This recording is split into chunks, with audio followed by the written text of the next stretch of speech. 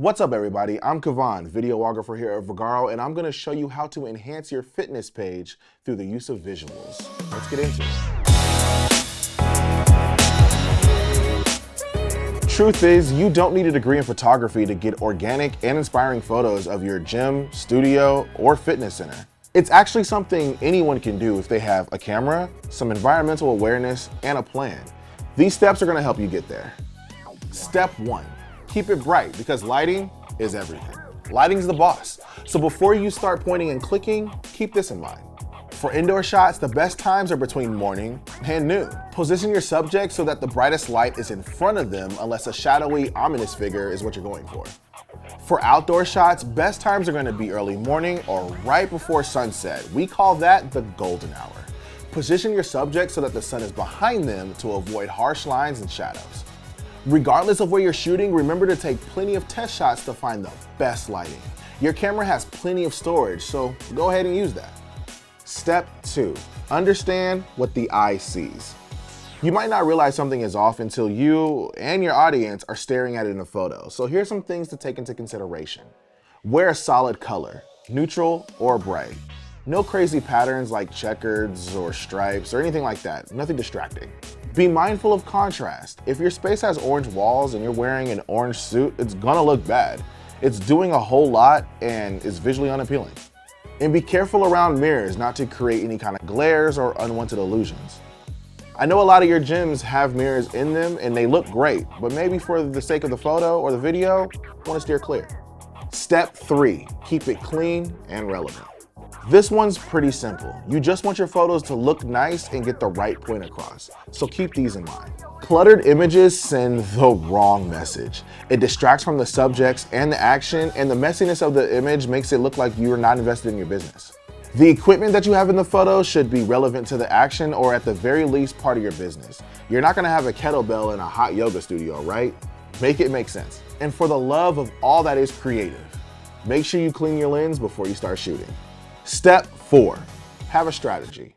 This is a matter of working with what you've got. It's more than likely that your fitness images are gonna have live models, and you already know that everybody is different, because just like your clientele. So it's in your best interest to capture that and adapt. What you choose to photograph may also depend on your subject's best features and abilities. If they have a 30-inch vertical and shredded quads, then the jump box is probably the way to go. If their core strength and flexibility enables them to hold crazy yoga poses for long periods of time, focus on that. Let your photos feel welcoming and inclusive to everyone. Be sure to highlight different body types and people of different backgrounds at distinct phases of their fitness journey. Step 5, use the great outdoors. Or not. Nature can be quite the backdrop. Use all that your surroundings have to offer, but only if it makes sense. Here's the outdoor info. Natural outdoor lighting is great for most activities and perfect for group shots or headshots. You get free props, trees, flowers, sky, grass. Mother Nature knows how to bring the drama. But if you can only perform the service indoors, take the photo indoors so you don't create a false expectation of the location. Step 6, get in on the action. Good shots take effort. You gotta get on in there sometimes if you want to get the shot in your head onto the photo. Here's how you do it. Capture your subject in motion, doing something that is obvious and offered at your business.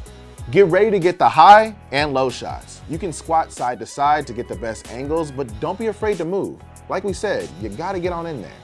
Avoid shooting straight on or straight behind, unless you're highlighting something specific. You wanna get those real interesting angles. Move backwards instead of zooming out for wide shots. Take as many shots as possible until you find the right one, and then take some more.